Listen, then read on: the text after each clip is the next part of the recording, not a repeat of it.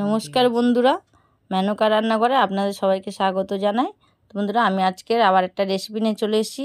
আপনারা জানেন বাজারে শীতকালে ওলকপি ওঠে, তো আমি আজকে ওলকপি দিয়ে মাংসের ঝোল করব চিকেনের। তো কিভাবে বানাচ্ছি আপনাদের শেয়ার করছি। চলুন বন্ধুরা, রেসিপিটা বানিয়ে দেখাই। আর পুরো ভিডিওটা দেখার জন্য অনুরোধ করছি বন্ধুদেরকে, একবার রেসিপিটা বানিয়ে দেখাই। চলুন। তো কি লাগছে আপনার সঙ্গে শেয়ার করছি। দেখুন, এখানে ওলকপি কেটে নিচ্ছি ডুমো ডুমো করে।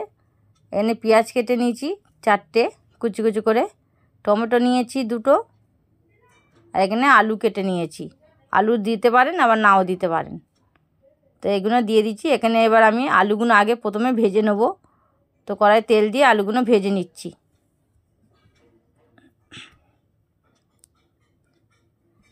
তো আলুগুলো ভেজে তুলে নিচ্ছি। এবার ওলকপিগুলো একটু ভেজে নেব।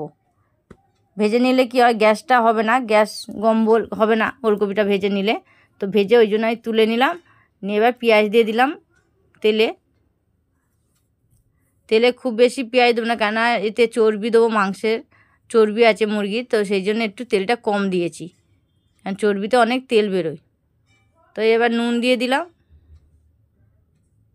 পরিমাণ মতো নুন দিয়ে এবার ভালো করে নাড়াচাড়া করছি। নুনটা দিলে কি হয়, পেঁয়াজটা তাড়াতাড়ি নরম হয়ে যায়। তো এবার দেখুন চর্বি দিয়ে দিলাম। চর্বিটা দিয়ে এবার ভালো করে কষে নিচ্ছি। চর্বিটা দিলে ঝোলটাও ভালো টেস্ট হয় আর খেতেও ভালো লাগে। তো এবার মাংসগুলো দিয়ে দিলাম, দিয়ে ভালো করে এইভাবে আবার কষে নেব। তো কষে নিচ্ছি মাংসটাকে। তো এবার এর মধ্যে দিয়ে দেবো আদা বাটা, আদা রসুন আর কাঁচা লঙ্কা একসঙ্গে বেটে নিয়েছিলাম, 2 চামচ দিয়ে দিলাম।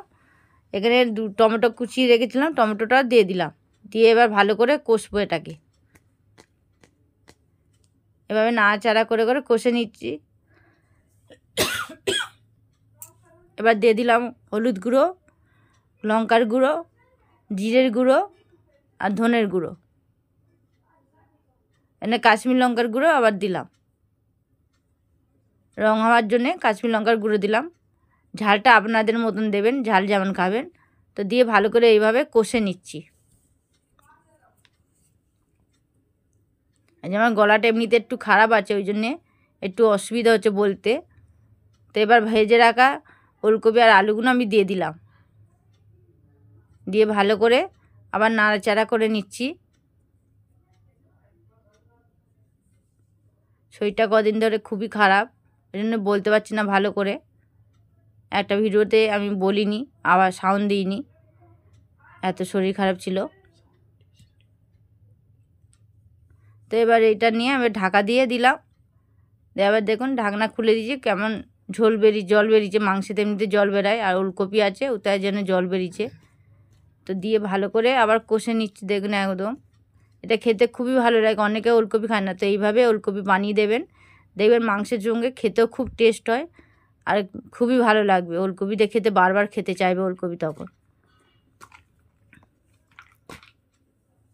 তো দিয়ে ভালো করে এবার নাড়াচাড়া করে নিচ্ছি। এবার আমি একটু জল ঢেলে, ঝোলটা যেমন দেবেন, আপনারা চাইলে কষাও খেতে পারেন।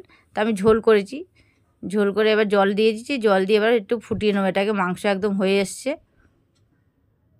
ঢাকাতে রান্না করলে মাংসটা খুবই তাড়াতাড়ি হয়ে যায়। তো দিয়ে এবার নাড়াচাড়া করে নিলাম। ঝোলটা এবার ফুটিয়ে নেবো ভালো করে।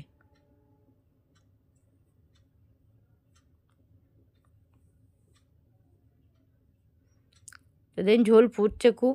এবার ওপর থেকে এবার ধনেপাতা ছড়িয়ে দিলাম, কারণ রান্নাটা হয়ে এসছে। ধনেপাতা ছড়িয়ে দিলাম, এতে গিয়ে খুব সুন্দর সেন্ট ছাড়ে, আর একটা ধনেপাতার একটা টেস্টও হয়।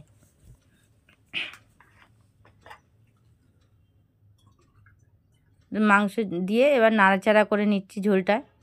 ঝোলটা পাতলা হবে, খেতেও খুব ভালো হবে। মাংসের ঝোল ওলকপি দিয়ে খেতে দুর্দান্ত হয়েছে। আপনারা অবশ্যই বাড়িতে বানিয়ে দেখবেন। তো দেখুন খুব সুন্দর কালারও হয়েছে, দেখতেও ভালো লাগছে। তো কেমন হলো কমেন্টে অবশ্যই জানিয়ে দেবেন বন্ধুরা, আর একটা লাইক কমেন্ট করে দেবেন, আর দয়া করে একটা সাবস্ক্রাইব করে দেবেন বন্ধুরা, যাতে আরও নতুন নতুন রেসিপি করার আগ্রহ হয়। তো এখনকার মতন আবার এলাম। নমস্কার বন্ধুরা, আবার পরের ভিডিওতে ফিরে আসবো একটা রেসিপি নিয়ে। নমস্কার।